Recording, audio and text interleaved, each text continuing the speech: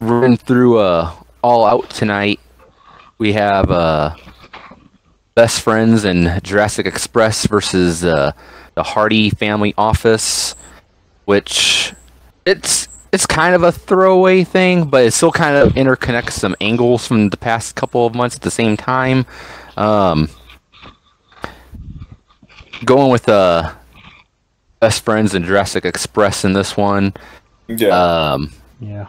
I mean, it really does no purpose to have Matt's team win. To me, they're actually this ain't a disrespect to anyone in the group. I'm just really not invested in anyone in that faction right now. And Matt Hardy's one of my favorite wrestlers of all time, but I am just so uninvested in that angle at the moment. That group needs to go away, honestly. Yeah. I will say this: AEW has somewhat cut back on the randomness. It has, yeah. It's been pretty solid the past month. Yeah, but the Hardy family is just, it's one of those remnants of, like, we don't understand who they're feuding with, when they're feuding with, Yeah. why all of a sudden this feud is happening, and so forth. I would just dissolve that family, have everyone go back to singles acts or tag team acts, whatever. Yeah, same here. It just goes away. But I think, and if the Best Friends and Jungle Boy and Jurassic Express win, I think that will be a good way to just ride this faction off. Same here. What about you, James? I would agree. It's just a buy-in match. It's just something they built together because of the Pac and Andretti thing. So yeah, I just figured that babyface wins and then they can move on from that. I like the Matt Hardy family. I just kept it. They stuck it to Private Party and Bunny and the Blade because they were just not there and it just be something there. But then you put Hybrid 2 in there, start getting a little bit confuddled. But I agree with Master Heater that once this thing, they can kind of not dissolve it, but just scale it down to just Matt Hardy and just Matt and Private Party. I would be happy with Matt and Private Party. Yeah. Same here. And I'm not even really big on Private Party, but I think Matt would make more sense just sticking with one team. Yeah. Because Private Party is still rather green, but they can learn a lot from Matt Hardy, honestly. Yeah. Both in kayfabe and in real life. I would put Matt Hardy with Butcher, and in a perfect world, Butcher and Blade would be like, the big gothic type tag team. And Matt Hardy would be broken Matt Hardy, that'd be awesome. Them into the fold. But it does not seem that's in the cards for it. And honestly, with how stacked the roster is right now and how extra stacked it's looking to be, I think Broken Matt Hardy it should be on the back burner for a while now until Same here. So Butcher and Blade are just Blade right now because Butcher's just there. That's all. Yeah, just move them away from Matt Hardy. Yeah. You can have the Bunny and Penelope Ford as a women's tag team all by themselves. Yeah. So. Casino Battle Royal, which is, of course, Muhammad and I's favorite match of the year every year. Yeah. Good lord. This match is usually such a fucking clusterfuck. Looking through it, maybe Jay Cargill. God, no. Maybe Anna Jay. It's a fucking toss-up in this one. I mean, Ruby Soho might be the surprise entrant, which I'd be cool with her winning also, but still, there's really no one in here I'm invested in to win this match. Yeah. It all depends on whether where they're going forward with Britt Baker, though. Is she a babyface or is she a heel? Well, right now she's heel. She's heel. She's just the heel who gets the baby reactions. Yeah. Yeah. But they put her against Nyla Rose. They put her against... They did. And I think they were testing the water for her. Yeah, and I get it was her hometown, but they made Red Velvet feel out on her real hard before the match happened. And since we're talking about the women's battle royal and talk about the women's title, I don't think Statlander is winning, so it's going to be Britt Baker in my opinion. So it's like, who's going to be the person to challenge Britt Baker? looking Yeah, at like everyone in this match. I mean, Anna Jay would make sense, but since she just came back, maybe she should build a little momentum before she goes out. Agreed. I'm thinking it's going to be Thunder Rosa. I think Thunder Rosa is a great possibility to win this. Yeah. I don't know if they're going to go with her. If they're going to relaunch that feud. Yeah, that's right now the problem. Or It's because if she wins the Casino Battle Royal, then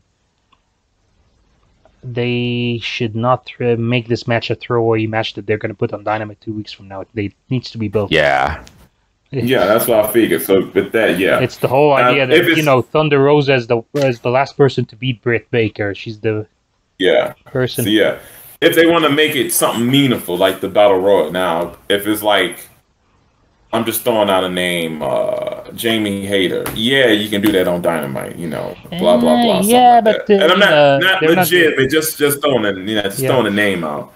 But if it's someone meaningful, you can build that up till.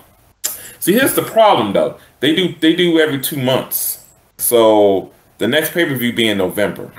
So that's the problem. So I don't think. So that's the problem with this is another problem with the Casino Battle Royal is the winner just goes on to face the champion right away and it just does not make anything, and thereby the winner of this Battle Royal is not actually elevated.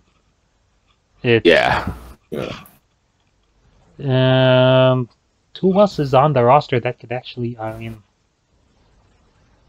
I guess they can run back Shida versus Britt Baker again. She's in it.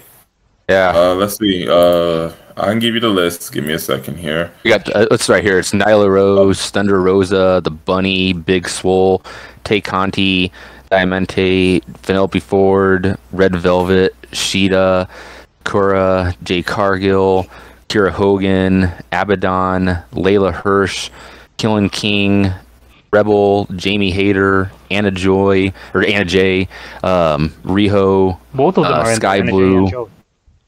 Yep, and to be announced, which I'm assuming is probably going to be Ruby Soho. Yeah, probably that's going to be the wild card or ace or whatever. Yeah. I think the final four is going to be Ruby Soho, Hayter, and Rebel, since they're going to be backing Britt Baker, and whoever is going to be the winner, I think is going to be that. But that's the thing is I have more thoughts. Layla Hirsch is interesting. I think she's actually my wild card going into this, just because of coming off of NWA. Yeah, that's what I was thinking. Off of Empower, they could they could capitalize on this momentum, have Layla Hirsch win this thing, and she could have a banger of a match with Britt Baker on a Dynamite. At least the added momentum from the NWA could actually help elevate her up, even if she lost.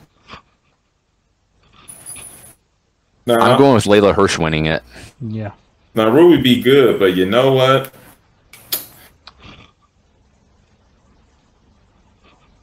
The Versarosa would be awesome if she was the wild one and she won it, and then they can build it, because then she can say win it and then talk, and then there you go, and just let it spread out.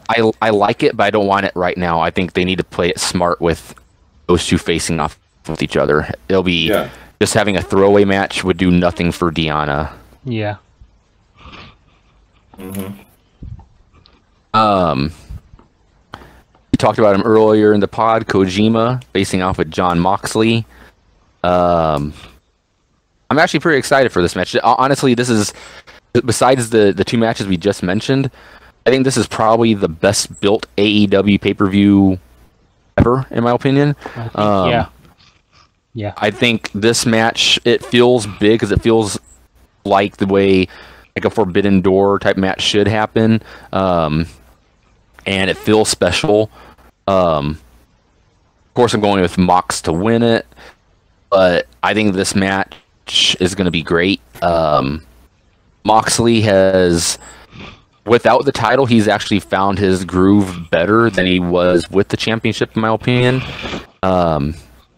I think this match is not only just going to put eyes on Kojima, but it's going to make a lot of people look up Kojima matches, which is what wrestling should do. People should, look things up from the past, which this is the difference between WWE fans and AEW fans. WWE fans wouldn't necessarily look up a Ilya Dragunov match after he faces Walter, but I think an AEW fan will look up a Kojima match after his match with Moxley, which I am all for.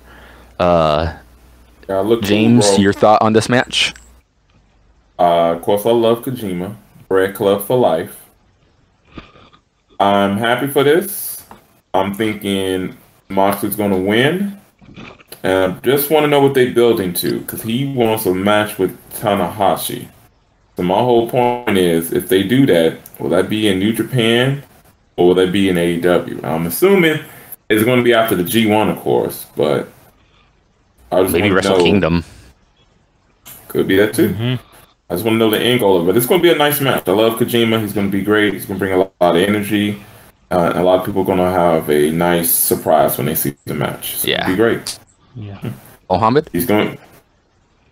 I would say if you want a wrestler that represents the New Japan brand to people who have not seen it before, you can't go wrong with Kojima.